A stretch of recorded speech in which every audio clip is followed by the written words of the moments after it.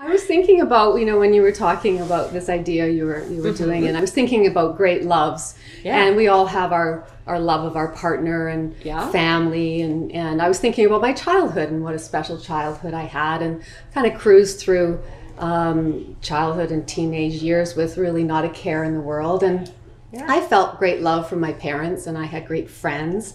And then, you get married and you have great love of your spouse. And then you think, well, the natural next step is to have children. And then you think, well, nothing really prepared me for the love you have for your child. I know. And they say, there's no greater love than that between a mother and a child, right? And I think it's Robert Browning who said, motherhood, it begins, all love begins and ends there. So then I was also thinking, then you have your children, and you parent them, and you discipline, and you sort of fumble through, and there's no playbook. No. And you just kind of hope you're doing all the right things and loving them and helping them become happy and productive and fulfilled for their lives. And then, you have ups and downs. Everybody has their parenting stories. You have your ups and downs, your sorrows, your joys. But beneath all of that, there's this undeniable, unconditional love. And sometimes you question it, sometimes it's tested.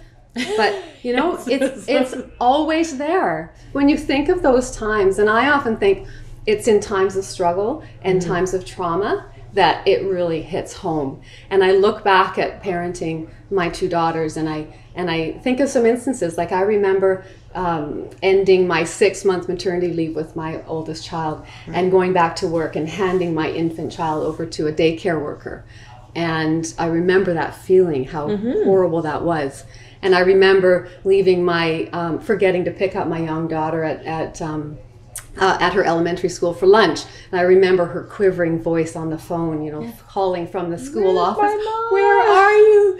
And I remember watching her fall off a jungle gym, like a slide at a playground, and running, thinking this is the end, she's dead.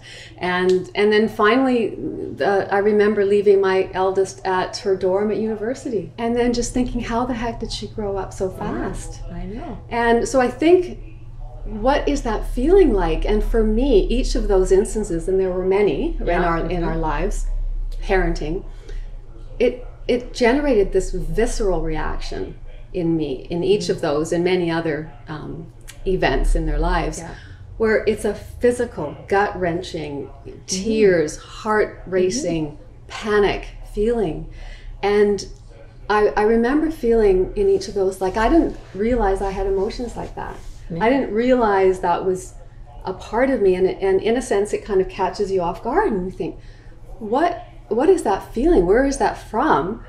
And then you realize, well, that's love. That's the love you have for that child. And I think it's hard to explain. And to me, it's a gift. It's one of the many gifts of being a mother. Right. The understanding that love runs so deep, and that it's so unconditional, and it's forever.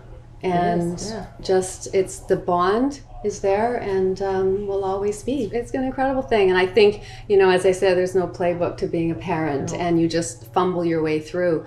But I just think it's an amazing bond. It's an amazing love. And I know that fathers share similar feelings, but I just think motherhood is on a whole nother level in terms of love and that deep bond you have for your children.